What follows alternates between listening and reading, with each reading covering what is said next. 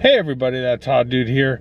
All season long I've been trying to do a race video, but it's been difficult because of the sound issues at the racetrack without having gear. So I put together all my footage and I did a voiceover on the footage to kind of explain what's going on in the video. Check it out, here you go.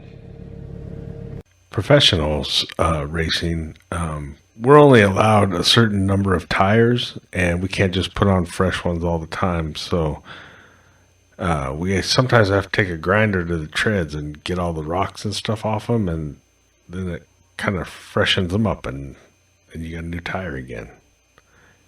Don't let that grinder get traction, though, or you're going to be in trouble.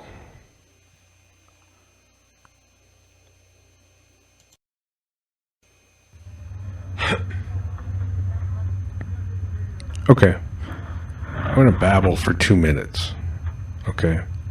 Think about if your car needs a radiator.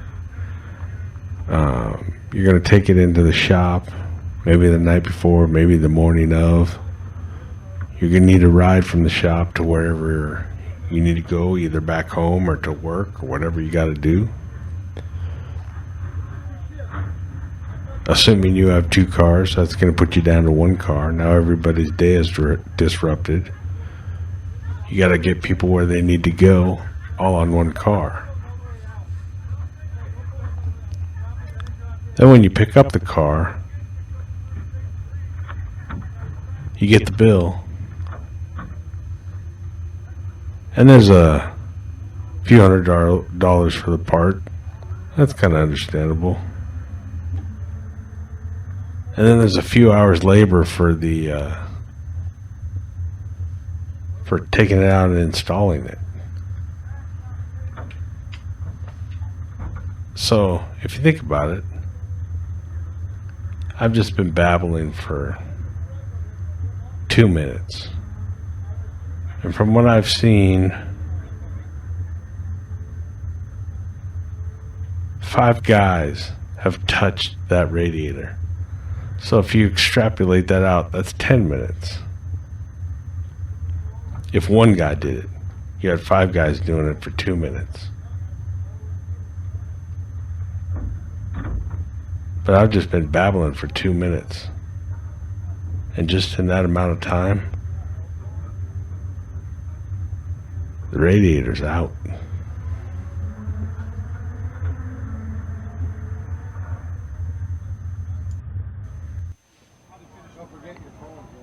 Okay, in this one, I'm going to have to call myself out here. I was just trying to get some footage of Dwight fueling the car. And unfortunately, Dwight was having a problem there, and had I helped him out a little bit there, if I would have recognized that he needed help, it would have been a big help to him, because that lid was, or the cap was leaking. Plus, he's trying to hold the hose down into the quote-unquote trunk and lift that 4 or 5 gallon thing of fuel, which isn't light. And so, somebody else had to jump in there and help him. Sorry about that, Dwight. Okay, in this clip, I'm going to drill down here a bit and show you a brake adjustment. Guys in the car on the pedal looking at the brake pressure, and Doug is adjusting the brake pressure under the hood. So that's what's going on here. I happen to have 2 camera angles, so I was just messing around with this, and right here it's going to transition back to the wide angle. You can see there I'm filming on the left. And in that time, when they took the hood off, they noticed there was a problem with one of them. I believe one of the mounting holes was either not aligned properly, or it had become oblong. So they had to take it over and put it on the back of the truck and do a little work on the hood so that when they put it back on, it would mount properly.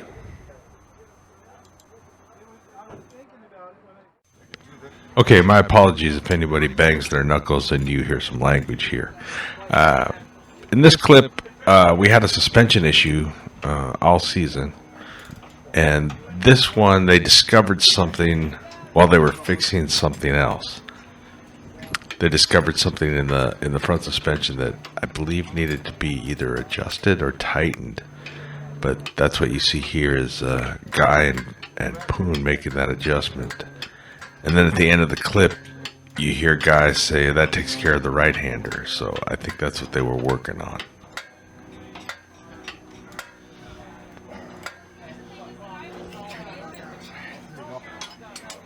Good there, good there, good there. All right.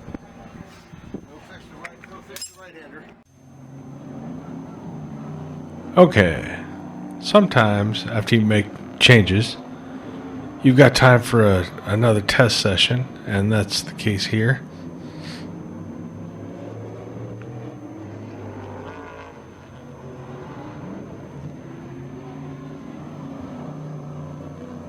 Guy was able to get out and test things, and after this test session, depending on which test session this is, there would be another chance to make some changes and get out for one more test, or if the next time they're on the track is a race, then they've got time to make changes before the first race.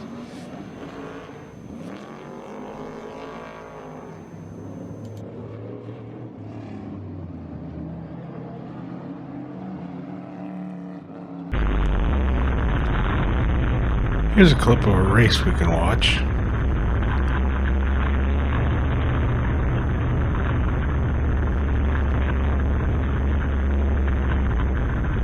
These guys are coming around to start the race.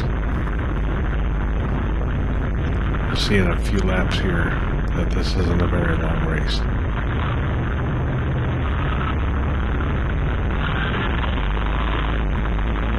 We're on board the 88 protocol plane. Guy Litz is the driver. We're under green flag. 72 and 76 weren't handling very well on this day, so Guy slips up into third.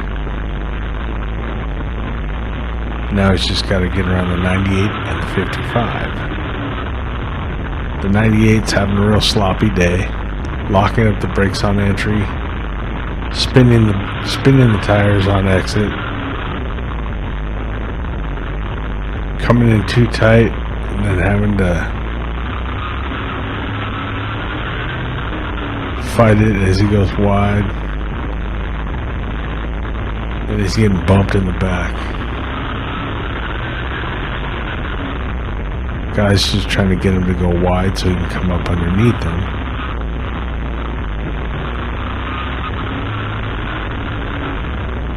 But I think he's just sitting behind him patiently because the way he's driving, he figures he's going to make a mistake here in a minute.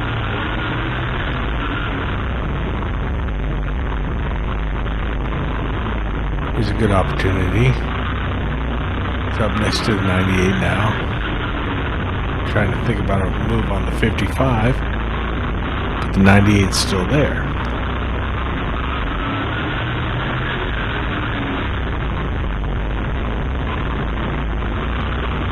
Gonna lean into him a little bit, try and get up underneath him. Doesn't quite work out.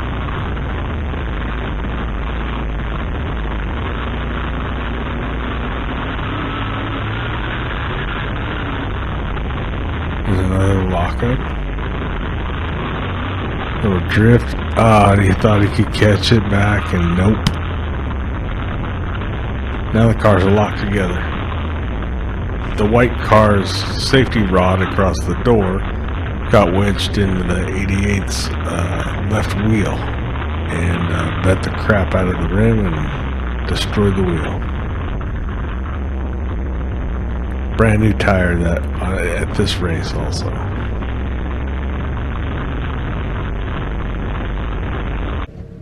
Okay, that's the first video for this channel. It'll get better, I promise.